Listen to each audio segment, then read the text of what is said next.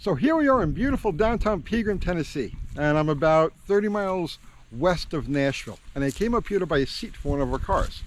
And I pull up in a parking lot and I see this 1967 Satellite. I'm like, my God, what a nice car, right? And it's just sitting there. And I walk up on it and it's got, yep, factory big block car. And I met the owner, Lyle. Hello. So, I said, what do you want for the car, Lyle? He says, well, I'll take 1,800 bucks. I'm looking at the car and I'm like,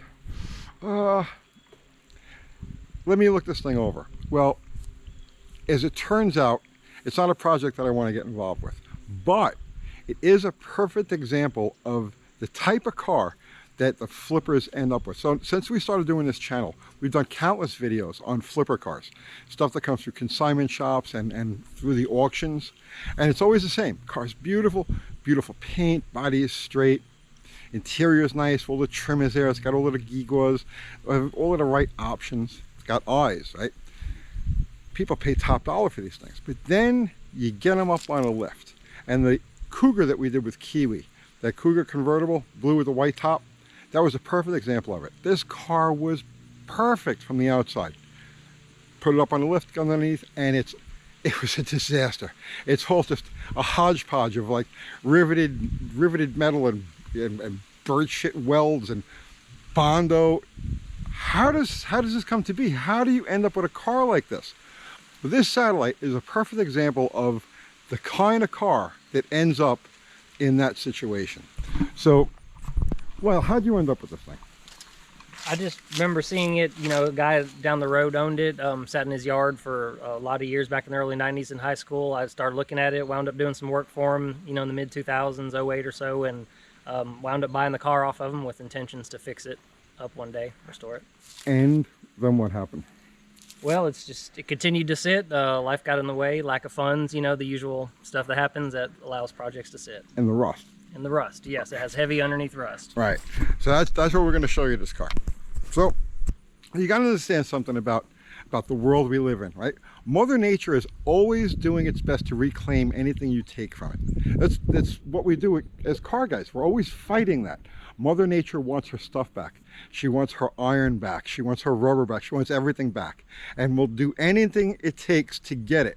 Well, that's what happened here with this Satellite. And again, it's a perfect example of a car like that Cougar. How did they end up? What happens? Here it is. Okay, so this car sat for 20-something years in grass. Okay, and this is what happens. Now, obviously, when this thing was parked, it was straight. This thing had, I mean, there's no crash damage or anything like that. It has, like, you know, typical kind of rust. But then you look here. And like I said, this is what happens when you park a car on grass in a field for years. You get this. So what happens is the grass, the weeds, they pick up the dew from the air and they hold that dew as they grow. They're against the car, they hold that moisture against the car. And they do it for day after day, week after week, month after month, year after year, and then decade after decade. And this is what you end up with. After 20 years or so, you end up with a car that has absolutely no structural integrity in certain areas. Now you can see other areas where I guess this part where the sun, or I should say the grass wasn't growing through, this is all pretty much intact. This is all solid. This is relatively solid. But then you get over here, and you can see what happened. And you look over here, even through the factory sound deadener, it's just the grass would come up, hold the moisture against this metal, and this is all rusted from the inside out. So from a flipper perspective, this is a relatively easy fix, because if you're going to fix this car the right way, you're going to hang a quarter panel on it. But if you're just going to flip it, this is a sheet metal section that you're going to weld in there. This is a sheet metal section. Repair panels for the bottom of the quarters and the inside of the trunk floor, the drop-offs, and these frame rails are all available through the aftermarket. So you can splice this thing together, and with some you know, halfway skilled, low-wage body shop help, you've got a car that you can put on the market. It'd take you about 20 grand to put this together like that. Now, if you're going to try to restore this car the right way, you're going to put all of the right metal in it, it's probably too far gone for that. It is too far gone for that, for what it is, for a 383 Belvedere or a Satellite. It cost you $75,000 or $100,000. But if you're just going to flip this thing, you could take a car like this, you're going to buy it for 1,800 bucks, you put about 20,000 into it, and now you've got something that looks nice. It's got all of the trim, it's got all of the poof, but underneath it's all patched together and covered with Bondo in any way that they can hide this stuff. And this is something we've seen time and time and time again on this channel. So, and just to continue with the tour of devastation, and you can see this car was straight. This car was really nice. But when we open the doors, this is what happens when you park them on dirt and in grass. This is the torsion bar cross member, and you can see it's folded up. The torsion bar is still in there, but the cross member is actually missing here. And again, you want to doctor this up, you can graft in the torsion bar cross member. You're going to weld it to rotted metal, but just the same, if you're just looking for a quick flip, and that quick flip is going to net you $20,000 or $30,000, these guys do it. They don't have any scruples. But now you look at this car and you say, how is this thing worth 1,800 bucks? A lot of guys will look at this and say, that's just scrap, right? You can't get $1,800 out of that. Can you get 1,800 bucks out of this thing? Absolutely. Yes.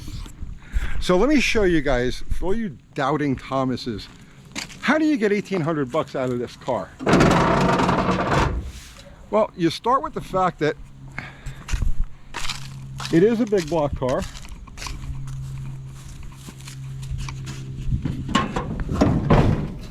So you've got, this is a 440. Originally it's a 383, but somebody dropped a 440 in here. So you got your big block core and you got your torque flight. So mechanically, right there, that's 600 bucks and a minimum. And here's another example of that kind of weed rust damage, where this isn't from battery acid, this is from the weeds growing through. And you can see on the bottom of the hood where the weeds were in contact here, and it's rusted right above that section, and then here it's all straight. So wherever the weeds came through, that's where you find the rust. But the value on this thing, so you look at the front of this, we've got good headlight bezels, we've got a nice grille, we've got the letters, we've got the hood ornament, the bumper is excellent cores. Just right here you're looking at a minimum of $500 worth of stuff. You've got your fender mount turn signals, these fenders, 1967 fenders. What do you figure these things go for? I haven't priced them myself, but I'm told that they're not being reproduced, and you know, I've been told they're worth, you know, $500 to $700 for one that's not rusted out. Yep, no lie, $500 to $700 is what that fender is worth, and it's straight. Just a little bit of rust right down here, which is, I mean, that's nothing. This is a nice fender, and you got another nice one on the other side. Got a decent remote mirror. All of the stainless trim is here. Nice, very nice shape. Even your wheel opening trim. This is all worth bucks. Somebody looking to restore a Satellite, like a high dollar car, let's say like a Hemi car, this is all worth some serious bucks, and it's in very nice condition. And you just go through the whole car like that, and this thing is, it's probably 1,800 bucks here worth of, as a purchase would probably net you $5,000, $6,000, $7,000 in parts. Or if nothing else, you've got everything you need to clone this car with a good roller, like a slant 6 for a 318 roller. So, but I'm going to pass on this because I have more stuff. I got enough things to keep me busy until like 5 years after I'm dead. So I'm going to pass on this. But if you're interested, Lyle, how did they get a hold of you? It's posted on Facebook Marketplace, Nashville. Yeah. So you can search it on there. It's on there. It's got a title. And in the meantime, Lyle's given me a, it's got the bucket seat cores. The bucket seat cores are worth a few $100 each. So in the meantime, Lyle gave me a tour of some of his other stuff he's got sitting, and we're going to come back and I'm going to show you guys, you know, they're still out there. All of this stuff is still out there, and he's sitting on a bunch of it. So until then, I'll see you tomorrow.